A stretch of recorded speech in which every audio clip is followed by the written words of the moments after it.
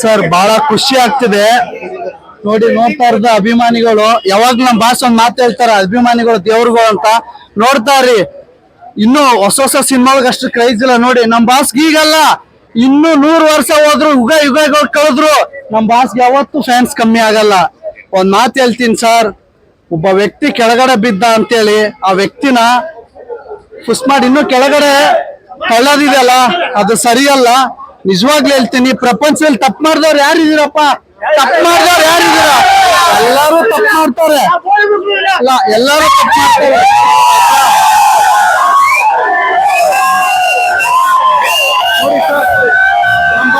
ನಮ್ ಬಾಸ್ ಯಾವ ತರ ಅಂದ್ರೆ, ನಾನ್ ನೋಡಿದಂತ ಕನ್ನಡ ಇಂಡಸ್ಟ್ರಿಯಲ್ಲಿ ಪ್ರತಿಯೊಬ್ಬರನ್ನು ಅಪ್ಕೊಂಡು ಮೇಲೆ ಕೈ ಹಿಡಿದು ಎತ್ತದಂತ ವ್ಯಕ್ತಿ, ಪ್ರತಿಯೊಬ್ಬರನ್ನು ಎತ್ತದಂತ ವ್ಯಕ್ತಿ. ಅಂತ ವ್ಯಕ್ತಿನ ಇವತ್ತು ಕೆಳಗಡೆ ನೋಡಕ್ಕೆ ನಮ್ಮ ಅಭಿಮಾನಿಗಳಿಗೆ, ಎಲ್ಲಾ ಅಭಿಮಾನಿಗಳು ಎಷ್ಟು ಕಷ್ಟ ಆಗುತ್ತಂದ್ರೆ ಸಿಗಬೇಡ ಕಷ್ಟ ಆಗುತ್ತೆ. ಬಟ್ ಇವತ್ತು ನನಗೆ ಮಾತಾಡಕ್ ಆಗ್ತಾ ಇಲ್ಲ, ತುಂಬಾ ನೋವಾಗುತ್ತೆ. ನಿನ್ನೆ ಒಂದು ವಿಡಿಯೋ ನೋಡಿದೆ, ಸಿಗಬೇಡ ಕಷ್ಟ ಆಯ್ತು ನನ್ಗೆ. ಯಾಕಂದ್ರೆ ದೇವರಿಗೆ ಹೇಳ್ತಾ ಇದೀನಿ ಸರ್, ಒಳ್ಳೆ ದೇವರಿಗೆ ಹೇಳ್ತಿದ್ದೀನಿ.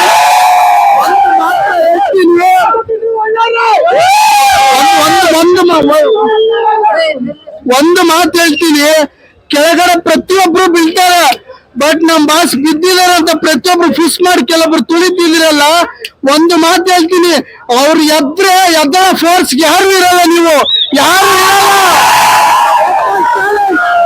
ನಾನೊಬ್ಬ ಕನ್ನಡಿಗನಾಗಿ ಹೇಳ್ತಾ ಇದ್ದೀನಿ, ಅವ್ರನ್ನೊಬ್ಬ ಅಭಿಮಾನಿಯಾಗಿ ಹೇಳ್ತಾ ಇದ್ದೀನಿ, ನಿಜವಾಗ್ಲೂ ಹೇಳ್ತಾ ಇದ್ದೀನಿ, ಅವ್ರಿಗೆ ಯಾವತ್ತೂ ಕಮ್ಮಿ ಆಗಲ್ಲ. ಅವ್ರಿಗೆ ಯಾರು ಸರಿ ಸಾಧ್ಯನೇ ಇಲ್ಲ ಅಂತ. ಅವ್ರಿಗೆ ಎಂತ ಗುಣ ಇದೆ ಅಂದ್ರೆ, ಅವ್ರಿಗೆ ಎಂತ ಗುಣ ಇದೆಯಾ ಗೊತ್ತಾ? ಪ್ರತಿಯೊಬ್ಬ ಬಡವ್ರ ಮಕ್ಕಳನ್ನ ಬೆಳೆಸಂತ ಗುಣ ಇದೆ. ಅಂತ ಹೃದಯ ಅಂತ ಗುಣನ್ಗೆ ನಾವೆಲ್ಲರವರೆಗೂ ಏನು ಆಗಕ್ಕಾಗಲ್ಲ. ನಿಜ ಹೇಳ್ತಾ ಇದ್ದೀನಿ, ನಮ್ ಬಾಸ್ ಬರ್ತಾರೆ, ಅತಿ ಶೀಘ್ರದಲ್ಲಿ ಅವ್ರ ಸಿನಿಮಾ ರಿಲೀಸ್ ಆಗುತ್ತೆ. ನಾವು